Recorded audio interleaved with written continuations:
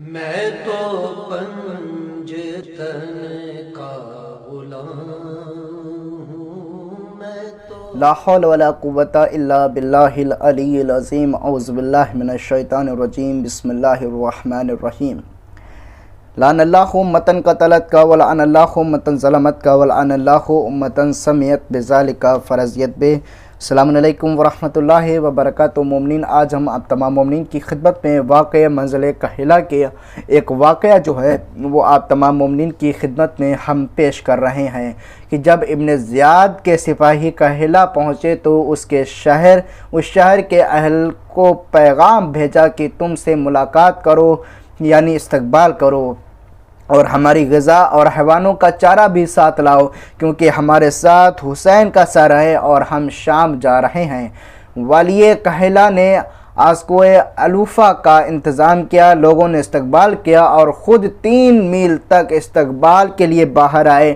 لوگ ایک دوسرے سے پوچھتے تھے کہ کیا خبر ہے۔ جواب ملتا تھا کہ خارجیوں کے سروں کے ہمراہ کہ اہل و عیال کو قیدی بنا کر شام لے جا رہے ہیں، جن کو کربلا میں ابن زیاد کے حکم سے شہید کر دیا گیا۔ لعنت ہو اس کتے کے اوپر۔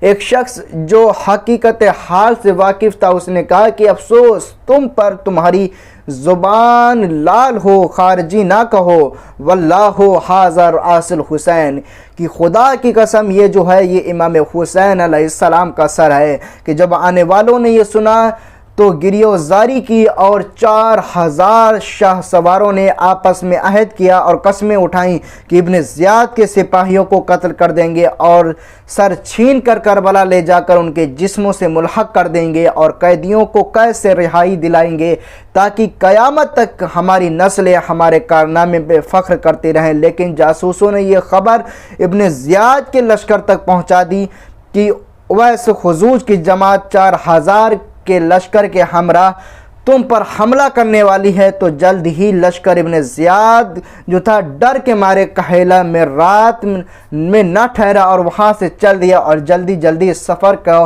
منزلیں طے کرتا ہوا کوشش کر رہا تھا کہ یہ شام کی جانب پہنچے۔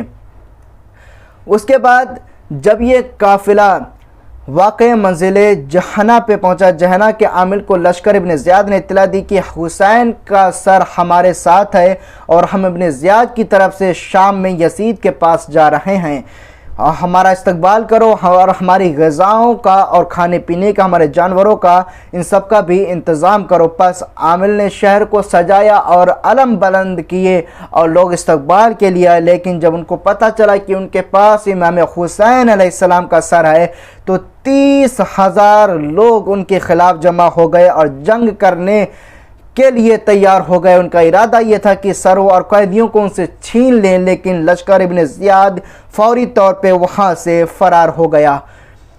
تو مومنین، یہ واقعہ جو تھا یہ جس وقت سر امام حسین علیہ السلام اور تمام کاروان حسینی کو شام کی طرف لے جایا جا رہا تھا، اس وقت یہ واقعہ پیش آیا۔ مومنین، آپ تمام مومنین سے گزارش ہے کہ میری اس ویڈیو کو دوسرے مومنین کو بھی ضرور شیئر کریں تاکہ جو اہل بیت علیہ السلام کے ساتھ ظلم و ستم کیے گئے ہیں وہ آپ تمام مومنین کی خدمت میں ہم پیش کر سکیں۔ فقط والسلام ورحمۃ اللہ وبرکاتہ۔